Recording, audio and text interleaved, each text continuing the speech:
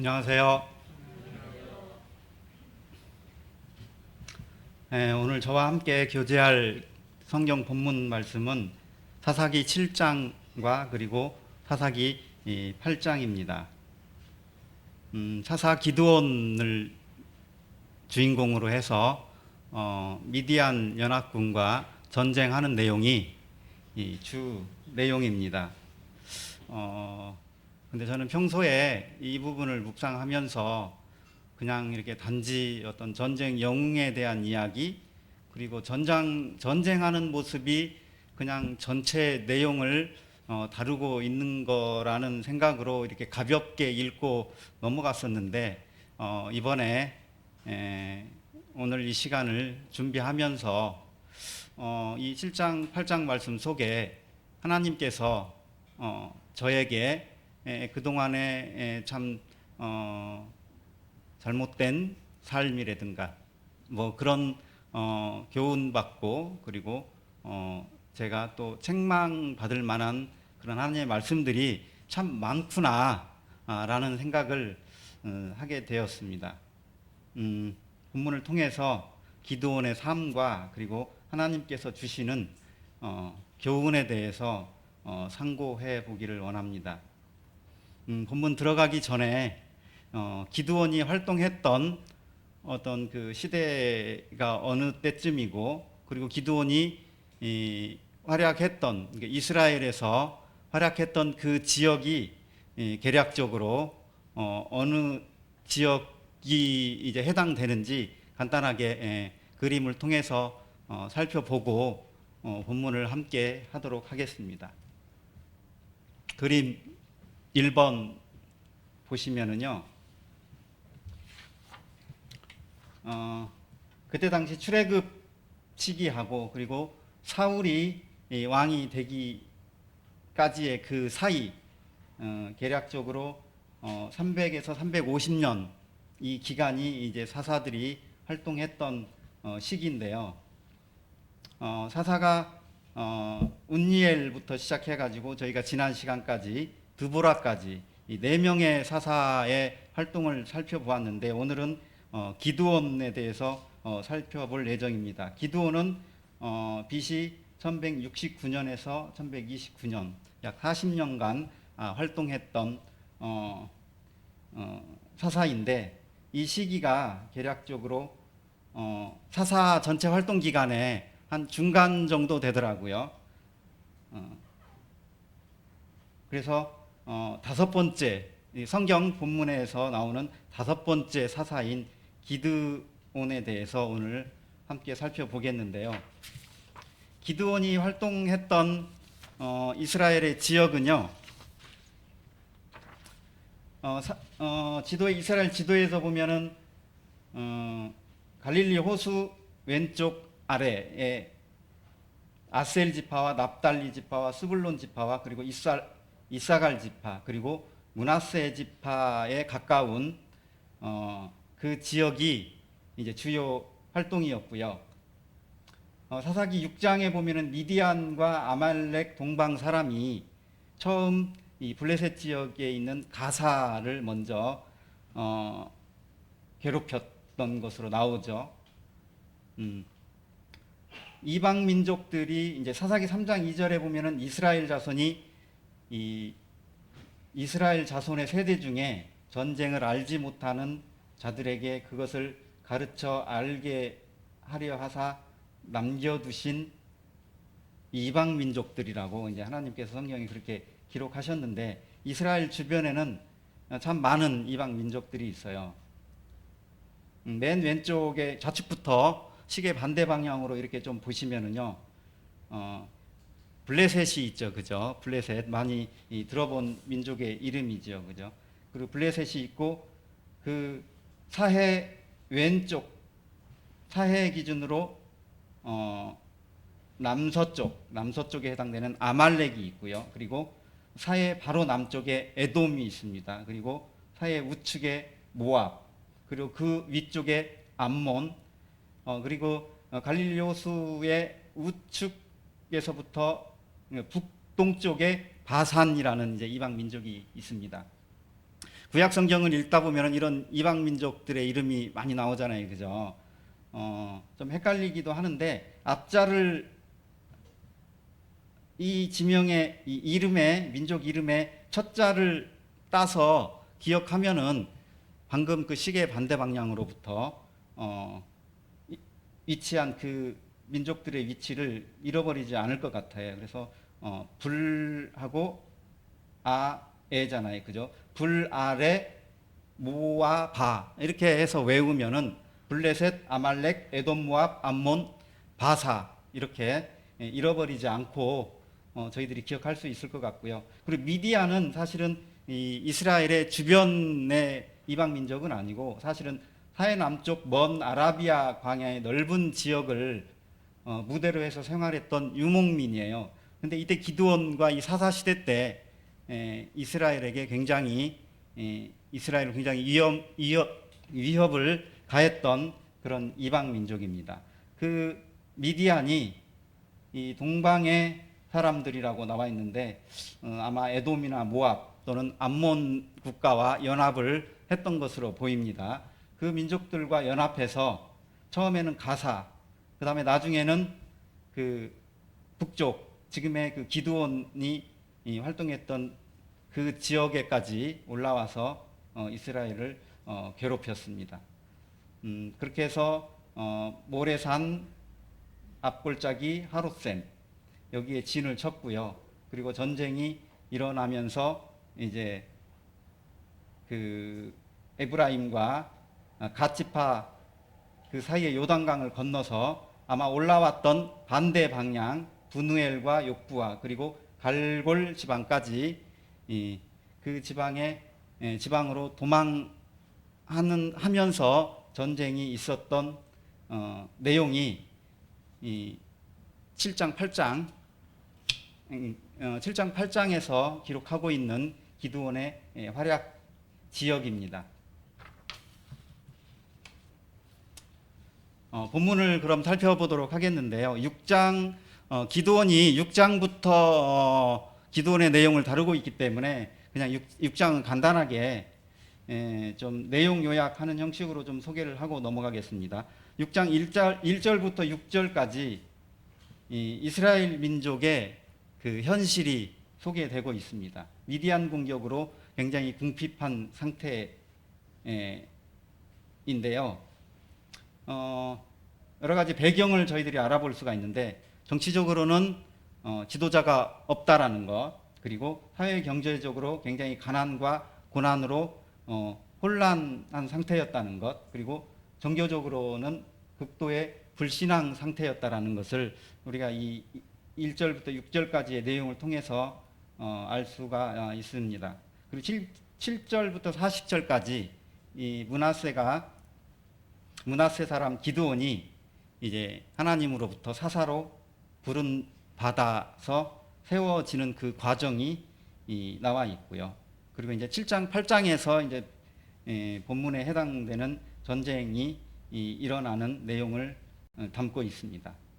7장 1절부터 8절까지 소수 정예 부대를 선발하는 내용이 나와 있고요. 그리고 7장 9절부터 18절까지 어떤 사람 친구의 꿈이 나오고 그리고 이제 본격적으로 전쟁에 출정 준비하는 내용이 기록되어 있습니다. 그리고 7장 19절에서 8장 21절까지 미디안과의 전쟁 내용과 그리고 승리했다는 내용이 기록되어 있습니다.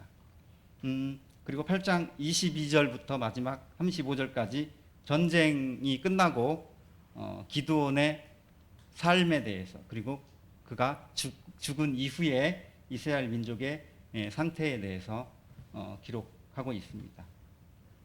그럼 7장부터 살펴보도록 하겠습니다. 7장 1절에 이스라엘 기드온을 중심으로 한 이스라엘의 백성이 이제 하롯셈 곁에 진을 쳤고요. 그리고 미디안 연합군은 북쪽 모래산 앞 골짜기에 진을 쳤다고 이제 전쟁을 시작하기 전의 상황이 설명이 되어 있습니다. 7장 2절에 이제 하나님께서 기드온에게 백성이 너무 많다라고 말씀을 하셨어요. 그러니까 군사가 너무 많다는 거죠. 그래서 진짜 많은지 좀 살펴봤는데 8장 10절에 보면은 미디안의 군사가 죽은 자가 12만이고 남은 자는 15,000명이라고 그랬거든요. 그럼 합이 13만 5천 명이잖아요. 그죠?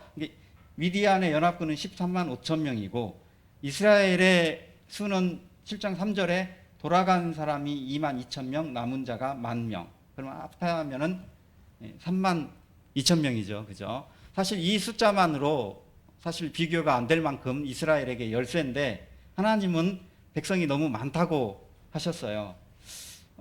그래서 좀 이상하기도 하죠. 더더군다나 미디안은 군대라고 했고 이스라엘은 백성이라고 했어요. 그죠? 저희들이 일반적인 생각으로는 이해할 수 없는 상황입니다. 시편 33장 16편에 많은 군대로 구원 얻은 왕이 없으며 용사가 힘이 세어도 스스로 구원하지 못하는도다 라고 했고요. 그리고 사무엘상 14장 6절 후반절에 여호와의 구원은 사람이 많고 적음에 달리지 아니하였다 라고 기록되어 있습니다. 그러면은 하나님께서 왜 백성이 많다고 했을까요? 그것은 교만 때문이었습니다. 2절 후반절에 이스라엘이 나를 거슬러 스스로 자랑하기를 내 손이 나를 구원하였다 할까 함이라. 그러니까 많은 수로 싸워서 승리했을 때 이스라엘 민족이 스스로 자기의 능력으로 이겼다고 자랑하고 하나님의 능력을 알아보지 못할까 봐 경계해서 하나님께서는 군사의 수를 줄여라라고 기드온에게 그렇게 명령을 하셨습니다. 교만은 패망의 선봉이라고 잠언 16장 18절에서 말씀하고 계시고요. 잠언 6장 16절에는 하나님께서 싫어하신 것 17가지가 기록되어 있는데 그 중에 맨 앞에 있는 싫어하신 내용이 교만이라고 했네요. 하나님은 이스라엘 민족의 수의 부족이 아닌 교만을 경계했습니다. 자, 그러면은 너무 많은 군사를 어떻게 이제 보낼 사람 보내고 선발할 사람 선발하고 어떻게 했을까요?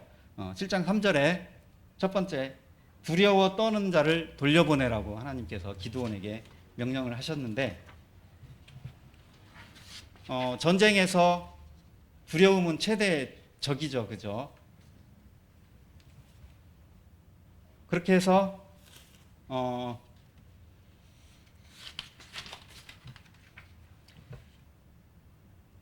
전체 32,000명 중에 10,000명이 남았습니다. 근데 7장 4절에서 아직도 많다고 해요. 미디안의 군대는 여전히 그대로인데 이스라엘 민족이 10,000명이 남았는데 아직도 많다고 그럽니다. 그러면서 7장 5절에서부터 7절까지 손으로 입에 움켜대고 개처럼 물을 핥아 먹는 사람 이제 300명이 선발이 됐고요. 그리고 무릎 꿇고 엎드려서 마시는 자 9,700명이 탈락했습니다. 사실 저는 이 글로만 읽어서는 처음에는 잘 이게 그림이 잘 떠오르지 않아서 이 그림을 찾아봤어요. 그래서 그림 잠깐 보여주시면 지난주에 형제님께서 잠깐 보여주셨는데 급하게 넘어가셔가지고 혹시 못 봤을까봐 제가 한 번 더 준비를 했습니다. 두 종류의 이스라엘 백성이 있었는데 왼쪽에 보면은 3명은 이렇게 엎드려서 무방비 상태로 물을 마시고 있죠. 그리고 오른쪽에 한 사람은 창을 들고 오른손으로 물을 움켜쥐고 마치 개가 물을 핥아 먹듯이 그렇게 핥아 먹는 모습입니다. 1차는 마치 좀 어떤 정신적인 측면을 좀 생각해서 우리가 어떤 취업 준비하면은 면접 보잖아요. 그죠? 면접을 통해서 몇 명을 통과시키는 모습이 연상이 되고 두 번째는 실기를 본 것 같아요. 그죠? 실제로. 그렇게 해서 1, 2차 선발 과정을 통해서 하나님이 300명의 정예 병사를 선발을 했습니다. 그 모습이 이 사람 우리가 하는 전쟁의 그러니까 선발하는 과정하고는 좀 많이 다른 것 같습니다. 보통은 뭐 사격 솜씨가 뛰어나다든가 아니면은 격투 능력이 아주 높다든가, 그 다음에 어떤 특수부대 같은 경우는 고공낙하라든가 뭐 어떤 헬기에서 뛰어내리는 뭐 그런 것들을 시험 과목으로 해서 선발할 법도 한데, 하나님의 전쟁에서는 그렇지가 않은 것 같아요. 그러면서 그 핵심은 두려워하지 말라 하는 것하고, 그 다음에 깨어 준비하고 있으라라는 그런 메시지를 저희한테 주는 것 같습니다. 최근에 예능 TV 그 예능 프로 중에 강철 부대라는 게 있죠, 그죠? 제가 유튜브에서 한두 번 본 것 같은데, 거기 보면은 현역도 아니고 예비역인데 우리나라의 뭐 저는 잘 알지도 못하는 특수부대 이름들도 있더라고요. 그 내노라 하는 그 사람들의 그 개인 전투 능력을 봤어요. 그래서 아마 뭐 우리들이 생각하는 그런 사람들쯤 생각하는 선발이 아니었음을 우리는 성경에서 찾아볼 수가 있었습니다. 하롯셈과 모레산 골짜기, 그러니까 미디안 연합군과 이스라엘 연합군이 서로 이 대치하고 있는 지역이 약 20에서 30km 정도 떨어져 있다고 합니다. 그러니까 군인 걸음으로 하룻길이면은 충분히 오고 갈 수 있는 거리인데요. 이처럼 하룻길밖에 떨어지지 않는 곳에, 그리고 적이 진을 치고 있죠. 훨씬 많은 숫자가. 그런 상황에서 물론 이 긴장과 갈증으로 인해서 갈급한 것은 이해가 갑니다. 그렇지만은 물을 먹을 때 무릎을 꿇고 미디안 주둔지를 등지거나 또는 전혀 응시하지 않은 채 샘에 빠질 듯이 물을 마신다면 그게 과연 전쟁에 임하는 군인의 합당한 모습일까 하는 생각을 해보게 됐어요. 엎드려서 충분히 먹다가 적의 공격으로 죽음을 당하는 것보다 뭐 충분하지는 않지만은 입에 대고 핥듯이 먹는 것이 생명을 구하는 물 먹는 방법이 아닐까, 그런 생각을 해보았습니다. 노아의 때에 먹고 마시고 밥 갈고 장가 들고, 사실 우리가 살아가면서 다 필요한 것들이잖아요, 그죠? 문제는 이 구원의 방주에 들어갈 마음의 준비가 전혀 없었다는 거죠, 그들이. 그리고 사는 일에만 집중했다는 것. 마찬가지로 우리도 이 세상에서 돈도 벌어야 되죠, 그죠? 살아야 되니까. 그리고 학생들 공부도 해야 되고요. 그리고 여유가 있으면 또 여행도 가야 되고, 다 필요합니다. 그렇지만 우리가 우리의 영생을 거들떠보지 않고 세상살이에만 집중해서는 안 된다는 교훈을 얻게 됩니다. 도둑같이 오리라는 주님의 말씀을 저희들이 기억할 필요가 있습니다. 신랑 오는 줄도 모르고 졸다가 혼인잔치에 들어가지 못한 그 5명의 그 처녀의 교훈을 또한 기억하면서 우리가 깨어 있어야 한다는 것, 그리고 우리의 시간과 물질과 마음을 하나님 섬기는 일에 들여야 한다라는 그런 생각을 해보게 됩니다.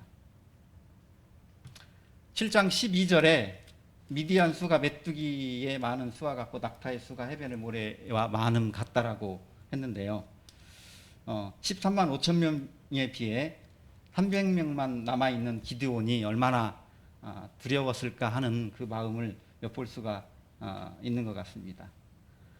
13절 14절에 어떤 사람의 친구의 꿈 이야기가 나오고, 그리고 그 꿈을 해몽하는 이야기가 나오는데, 보리떡 한 덩어리가 미디안 진영에 굴러들어가 장막을 무너뜨렸다라는 꿈 내용입니다. 이 소식이 여기서 보리떡 한 덩이를 좀 잠깐 살펴보면은요, 보리떡은 값싸고 흔한 음식의 이 대표라고 합니다. 이것은 기드온의, 물론 이스라엘 민족을 포함해서겠죠. 기드온의 연약함 그리고 무기력함을 상징하는 그런 단어인 것 같습니다. 하나님은 아무 육체도 자랑하지 못하게 하시려고 약한 것으로 강한 것을 부끄럽게 하신다고 고린도전서에서 말씀하셨잖아요. 그죠? 그리고 예수님은 보잘것없는 보리떡 5개로 5천 명을 먹이시고 12광줄이나 남겼습니다.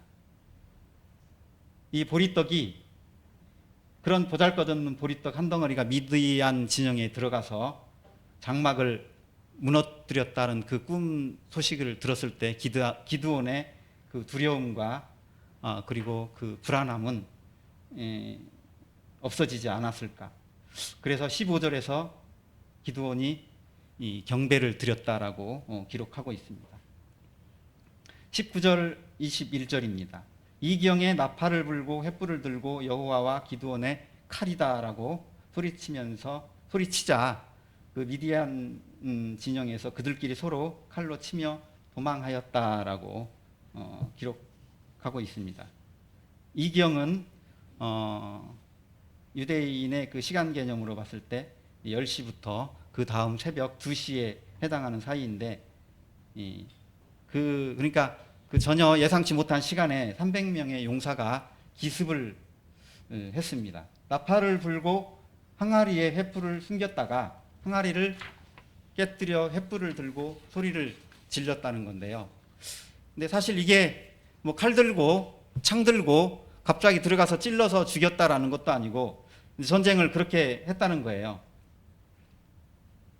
이 항아리 또한 좀 의미가 좀 있는 것 같아요.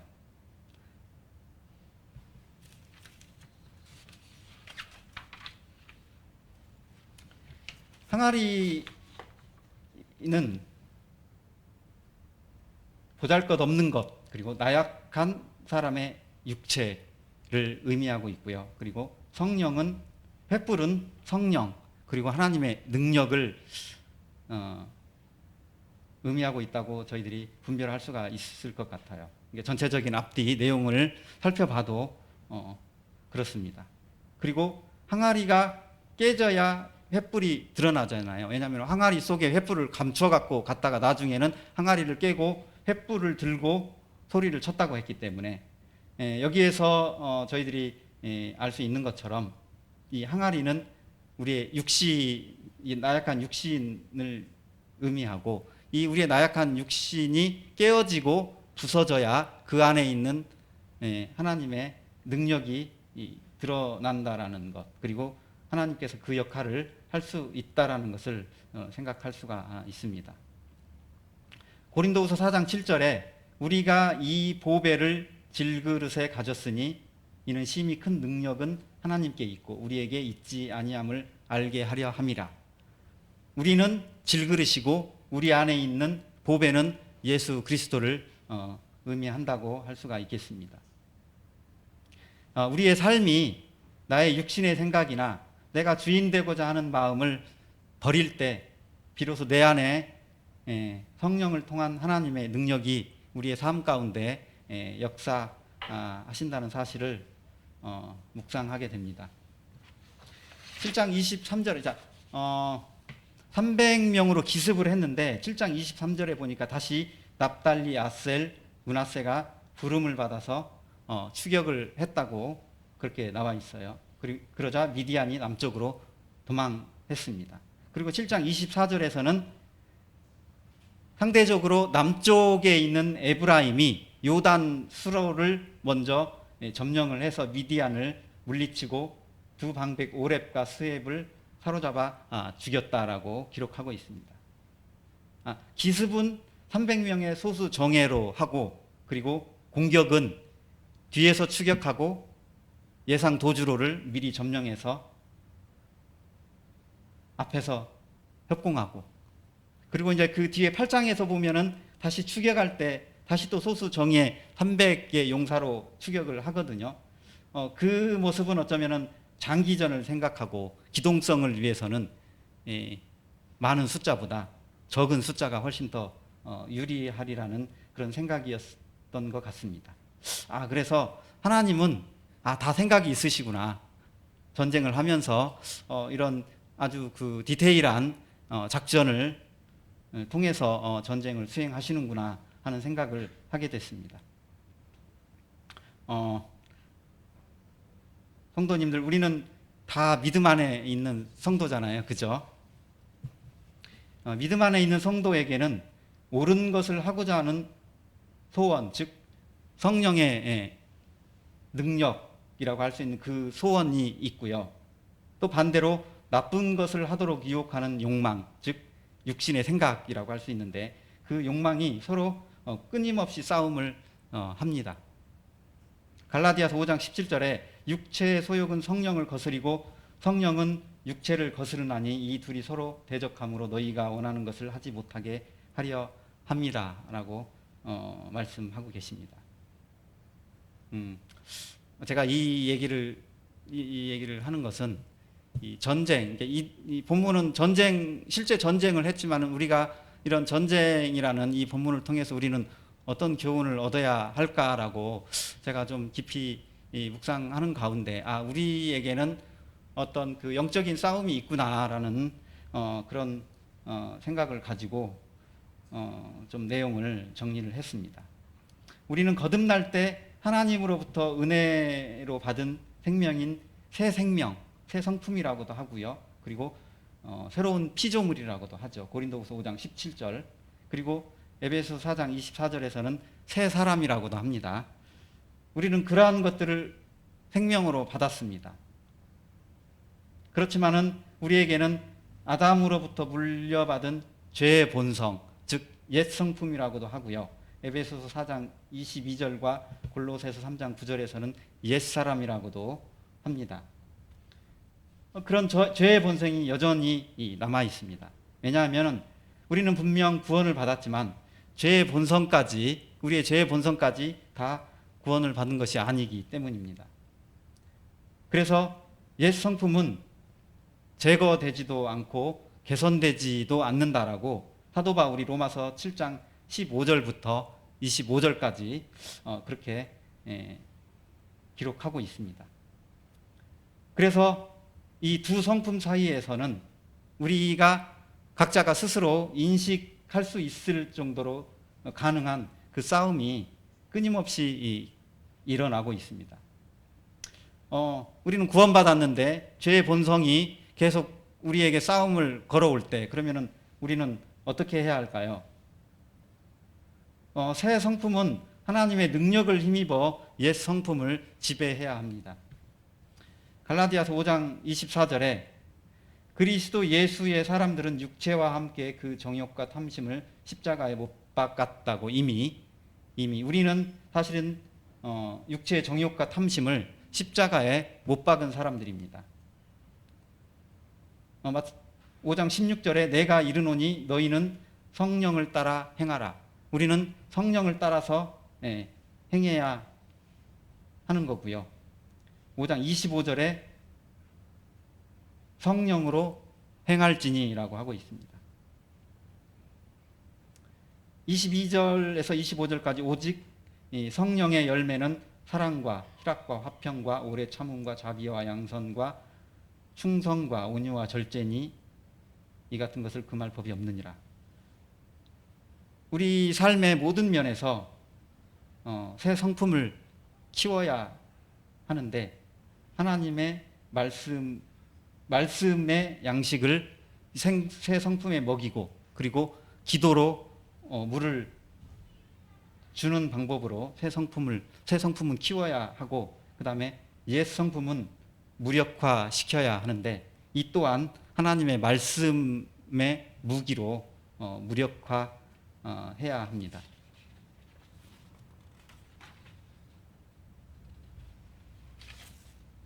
다음 8장을 살펴보도록 하겠습니다. 8장 1절에 에브라임이 시기하여 기드온에게 불만을 품고 따집니다. 8장 1절에서.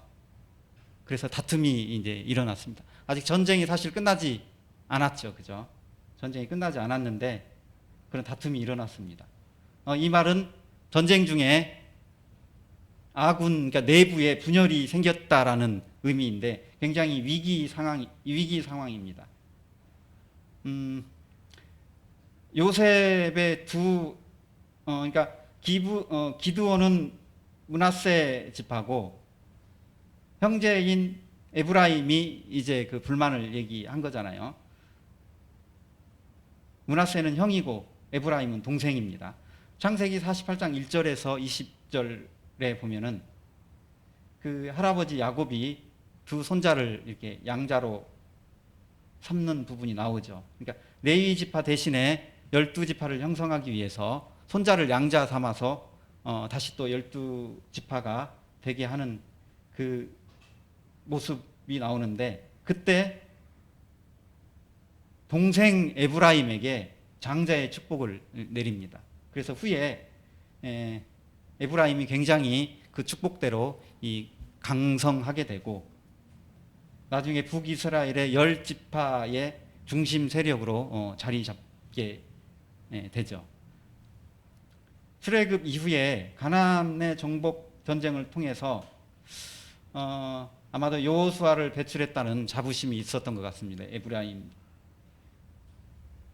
에브라임이 그리고 또 자부심과 함께 우월감도 남아 있었는데 형제 지파인 므낫세가 승리의 이제 중심에 있으니까 아마 그것이 못마땅하지 않았을까 뭐 그런 생각을 좀 해보게 되고요.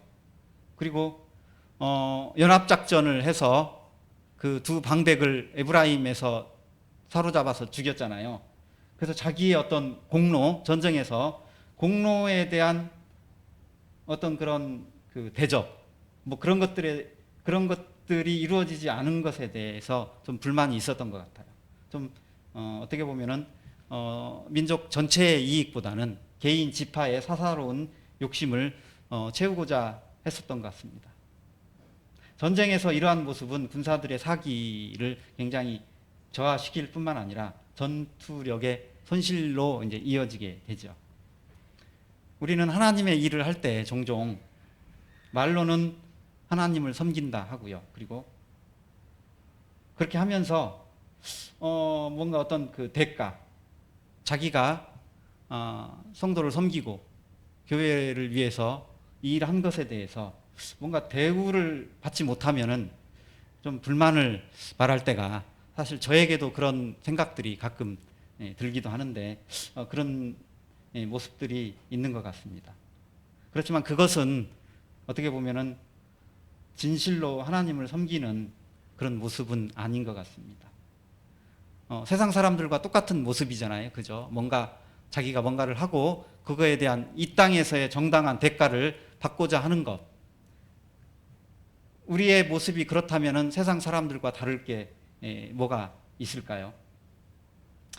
우리는 자기의 영광을 취하기보다 하나님께 영광을 돌려야 합니다. 8장 2절, 3절에 그런 그 불만을 얘기하는 에브라임 지파에게 아주 좋은 말을 함으로써 위기를 넘겼습니다. 그들을 높여줬죠. 그랬더니 그들이 노여움을 풀게 되었습니다. 잠언 10장 12절에 미움은 다툼을 일으킨다고 했고요. 12장 16절에서는 미련한 자는 당장 분노를 나타낸다고 했습니다. 그리고 13장 10절에서 교만에서는 다툼만 일어날 뿐이다. 에브라임을 가리키는 말 같아요. 본문에. 근데 잠언 18장 19절에 노엽게 한 형제와 화목하기가 견고한 성을 취하기보다 어려운즉 이러한 다툼은 산성 문빗장 같으니라. 이게 노여한 형제와 화목하기가 이렇게 어려운데 그 어려운 일을 기드온이 해냈습니다. 그죠? 잠언 15장 1절에 유순한 대답은 분노를 쉬게 한다 라고 했고 20장 15절 후반부에 지혜로운 입술이 더욱 귀한 보배다 라고 기록되어 있습니다. 잠언 24장 26절에는 적당한 말로 대답함은 입맞춤과 같으니라. 어쨌든 내부의 그런 분열의 위기에서 기드온의 이 말이 그런 분열 위기를 극복하고 다시 이제 그 극복하게 하였습니다. 8장 4절에 이제 추격을 하잖아요. 그죠? 그러니까 미디안 연합군이 그 전쟁에서 패하고 이제 남은 사람들이 아까 그 사진에서 그 지도에서 봤던 것처럼 올라왔던 반대 방향으로 이제 요단강을 건너 도망하고 있습니다. 그래서 기드온이 이제 많은 수가 아닌 300명의 용사로 다시 이제 추격을 합니다. 4절에 비록 피곤하나 추격하며라고 돼 있어요. 사실 전쟁하기도 힘든데 거기에다가 에브라임을 달래기까지 하려니까 참 얼마나 피곤할까 그런 생각을 좀 해봤습니다. 사실 성도가 하나님을 섬기고 또 성도를 세워주고 그리고 마귀와 대적하고 죄와 싸우고 뭐 이런 신앙생활을 하는 일이 사실은 피곤한 일이라는 생각이 들어요. 그렇지만은 그 피곤한 일을 즐거움으로 끝까지 인내하는 사람이 구원을 이룬다라고 마태복음 24장 13절에서 예수님이 그렇게 말씀하신 기록이 있습니다. 8장 5절에서 9절까지 숫곳 사람과 브누엘 사람이 피곤한 군대에 떡 주기를 이제 거절했다라는 그런 장면이 나오는데, 이 숫곳과 브누엘은 갓지파에 해당하는 그런 갓지파에 속한 사람이죠. 이스라엘의 형제 지파인데 왜 거절했을까 생각을 좀 해보게 됐어요. 아마도 그 지역 그 갓지파에 있는 그 숫곳 사람과 브누엘 사람은 기드온과 함께 하시는 하나님을 보지 못했던 것 같아요. 그리고 여전히 15,000명이지만은 300명에 비교하면은 훨씬 미디안 연합군이 아직도 훨씬 그 군대의 숫자가 많잖아요. 그래서 아마 그 미디안 군대를 더 신뢰하지 않았을까 그런 생각을 해보게 됩니다. 잠언 29장 25절에 사람을 두려워하면 올무에 걸리게 되거니와 여호와를 의지하는 자는 안전하리라. 사도행전 5장 29절에 베드로가 사람보다 하나님께 순종하는 것이 마땅하니라. 숫곳 사람과 브누엘 사람은 이런 하나님의 이 가르침을 알지 못했던 것 같습니다. 8장 12절에 미디안을 이제 8장 12절에서 미디안을 이제 드디어 격파하고 그들의 왕인 세바와 살문나를 사로잡았습니다. 그리고 14절에서 17절까지 돌아오면서 자기들에게 떡을 주지 않은 숫곳과 브누엘 사람들을 기드온이 죽였다라고 그렇게 기록되어 있고요. 8장 18절과 21절에서는 사로잡은 미디안 왕들인 세바와 살문나도 죽였습니다. 사로잡았는데 그때 죽이지 않고 왜 여기까지 끌고 왔다가 지금쯤 죽였을까? 아니면은 살려줬으면 끝까지 자비와 용서를 베풀어서 끝까지 살려주지. 그런 생각을 해봤는데 아마 기드온은 처음 그 숫곳 사람과 브누엘 사람들에게 이제 좀 무시를 당했잖아요. 그죠? 네가 그들을 뭐 잡기라도 했다라는 거야? 뭐 그런. 그래서 아마 기드온의 마음은 두고 보자. 내가 저들을 잡아서 내가 돌아올 때 너희들에게 증거로 보여주고 너희들을 내가 벌하겠다. 그런 마음을 아마 기드온이 했을 것 같아요. 그래서 사로잡은 두 왕을 나중에 죽이게 된 것이 아닐까 그런 생각을 하게 됩니다. 그리고 8장 22절에서부터 35절까지 전쟁이 끝나고 고향으로 돌아와 죽기까지 40년 동안 그 땅이 평온했다라고. 그러나 기드온이 죽은 후에는 다시 이스라엘 민족이 우상을 숭배하고 하나님을 기억하지 않았다라고 기록하고 있습니다. 8장에 보면은 전쟁에서 승리한 후에 기드온에 상반된 그런 두 가지 행동이 나오는데요. 첫 번째는 8장 23절에 이스라엘 백성이 자기들의 왕이 되어달라고 하는 그 요청에 이렇게 대답을 했어요. 나도 나의 아들도 너희를 다스리지 않겠다. 여호와께서 너희를 다스리시리라. 저는 이 부분을 연대기 성경 묵상하면서 굉장히 기드온이 하나님께 영광을 돌리고 참 하나님을 의지하는 그런 믿음의 사람이구나 라고 사실은 생각을 했었어요. 근데 조금 이따가 한번 좀 말씀을 드리도록 하겠습니다. 그리고 두 번째 좀 행동이 탈취한 금으로 에봇을 만들어서 자기 집에 두었다라고 돼 있잖아요. 8장 27절에. 첫 번째 내가 너희를 다스리지 않고 여호와께서 너희를 다스리시리라 하는 대답을 그 모습을 보면 사실은 저도 그렇게 생각을 했는데 외관상으로는 모든 영광을 하나님께 돌린 것처럼 보였어요. 근데 실제로는 그 행동은 달랐다라는 것을 제가 이번에 좀 발견하게 되었습니다.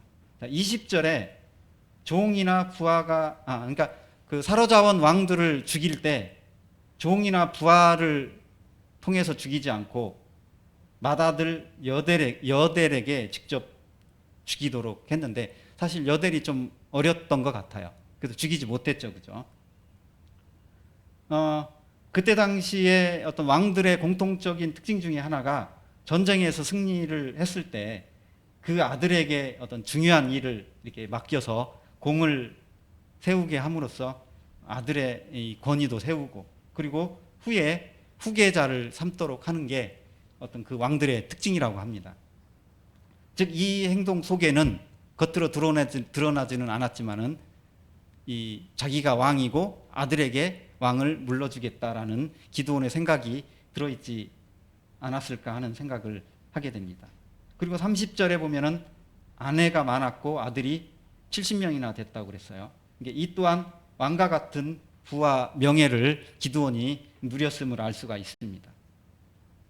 그리고 결정적인 증거가 될 수가 있다라는 생각을 하는데 31절에 처백에서 난 아들의 이름을 아비멜렉이라고 지었어요. 그죠? 근데 그 아비멜렉의 뜻은 나의 아버지는 왕이다라는 뜻입니다.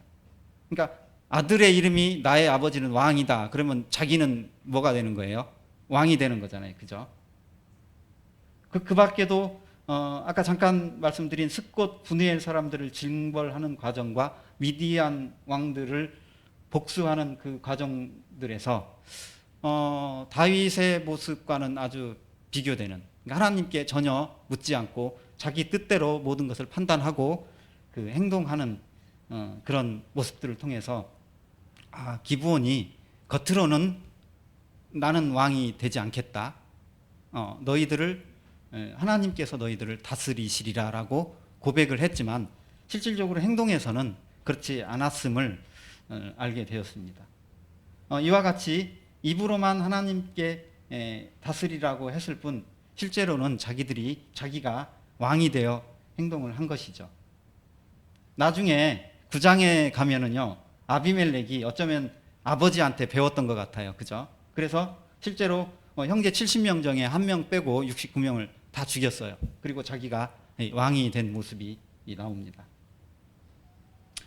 입술로는 하나님을 섬긴다 하고 그리고 예수 그리스도를 주라 시인하면서 실제 삶에서는 내가 주인이 되고 그리고 내 뜻대로 살아가는 저의 모습을 발견하게 되고 또 그렇지 않게 되기를 교훈을 받게 됩니다.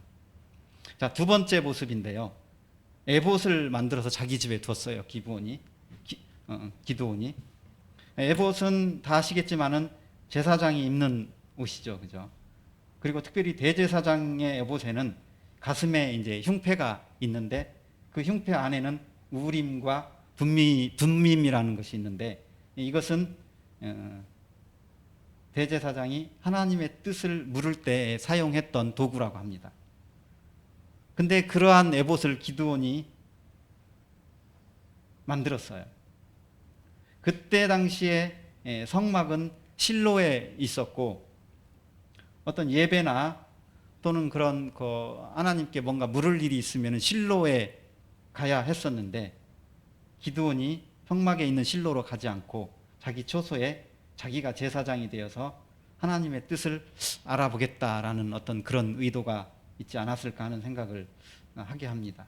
이는 율법을 따르지 않고 자기 편한 대로 자기 나름대로 제사를 드리는 잘못된 행동을 볼 수가 있습니다. 우리가 드리는 예배가 사실 뭐 너무 형식적이거나 너무 겉모습에 치우치다 보면은 예수님께서 말씀하신 그 영과 진리로 예배 드리지 못하게 되는 이제 측면도 물론 있겠지만은 반대로 교회가 각각 다른 방식 또 성도가 개인의 생각대로 예배를 드리면은 이 또한 얼마나 위험한 그런 예배 드리는 모습일까 라는 생각을 해보게 됐습니다. 오늘날 온라인으로 예배를 드리고 그리고 동영상으로 말씀을 듣는 것이 한편으로는 코로나로 모이지 못하는 현실에 어떤 좋은 대안이 될 수도 있겠지만은 모일 수 있을 때에도 온라인과 동영상이 더 만약에 우리가 익숙해졌다면은 그것은 우리에게도 마찬가지로 그냥 내 방식대로의 예배가 되어서 우리에게 올무가 되지 않을까 그런 생각을 하게 됩니다.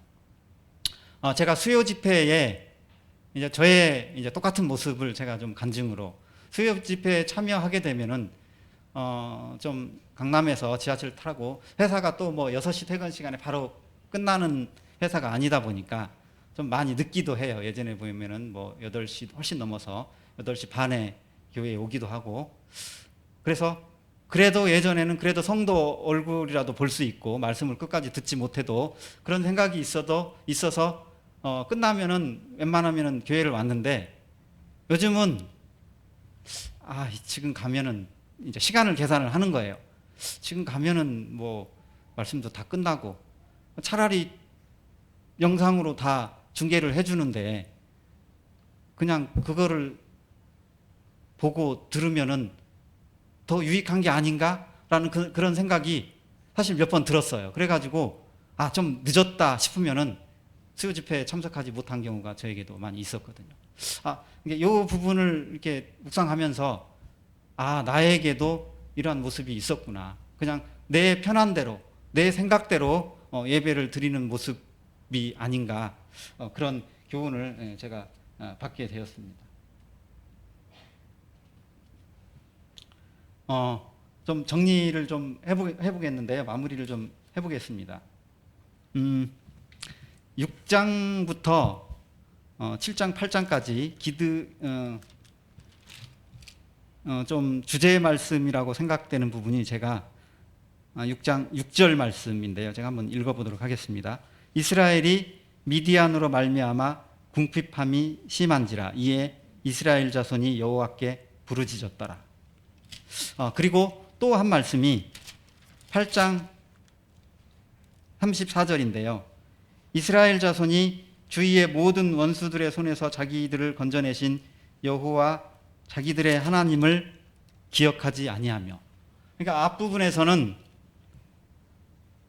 참 하나님께 부르짖고 하나님을 찾고 참 어려운 가운데 있는 자기들의 그 현실을 도우실 분은 하나님 뿐이구나 라는 마음이 있었던 것 같아요.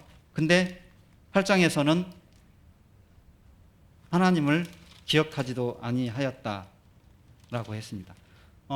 전쟁을 기준으로, 그러니까 전쟁 시작 전, 아까 그 이스라엘의 어떤 그 상태를 잠깐 설명을 드렸잖아요. 그때부터 시작해서 전쟁을 하는 과정까지, 그 하는 과정까지가 이제 그 6장 6절의 말씀의 그 상태인 것 같고, 그리고 전쟁이 끝난 이후 기드온의 삶의 모습을 통해서 보았던 그 삶이 8장 33절이 이렇게 대변해주고 있는 말씀인 것 같아요. 어쩌면은 그 사사기의 마지막 21장 25절에, 그러니까 사사기 전체의 좀 주제 말씀인 것 같은 그 주제 말씀이라고 할 수 있는 그 말씀 있잖아요. 그죠? 그때 이스라엘에 왕이 없으므로 사람이 각기 자기의 소견에 옳은 대로 행하였더라라고 하신 이 말씀이 어쩌면 사사기의 전체의 주제 말씀이라면, 방금 읽은 6장 6절 말씀과 8장 34절 말씀이 이 기드온 이야기가 그려져 있는 6장과 7장과 8장의 주제 말씀이 아닐까, 그런 생각을 해보게 되었습니다.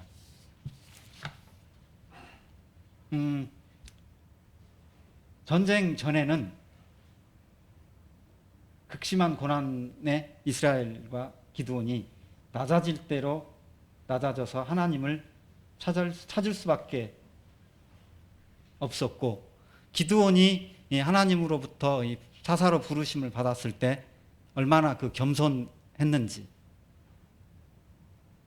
그리고 함께 하시는 하나님의 능력을 의지하며 300명의 군사로도 13만 5천 명을 두려움 없이 싸웠던 기드온이 이제 그 전쟁 전과 전쟁 과정에서의 그 모습이었다면은, 전쟁의 승리로 물질적으로도 풍요해졌을 것 같아요. 왜냐하면 전리품들이 있었을 테니까. 그리고 자기가 왕이 되어버렸잖아요. 그죠? 그래서 굉장히 교만해지지 않았을까. 이런 부분을 이렇게 비교해 봤을 때,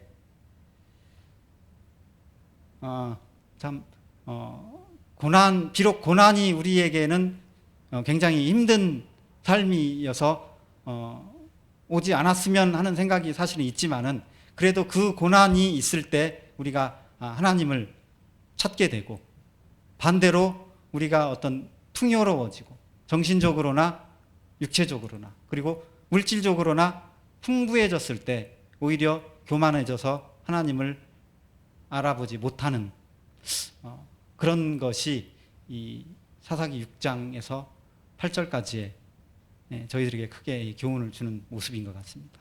마치 아굴의 기도처럼요. 그죠? 정리하고 기도하고 마치도록 하겠습니다. 우리는 기드온의 옳은 행실은 본받아야 하겠지만은, 옳지 못한 행동은 타산지석으로 삼아야 하겠습니다. 하나님께 기도함으로 우리의 삶에서 뜻을 구하고, 그리고 말씀을 통해서 우리의 삶의 방향을 결정하는, 사실 잘 안 되지만은 저와 성도 여러분들께서 이러한 삶을 살았으면 하는 바람입니다. 기도하고 마치도록 하겠습니다.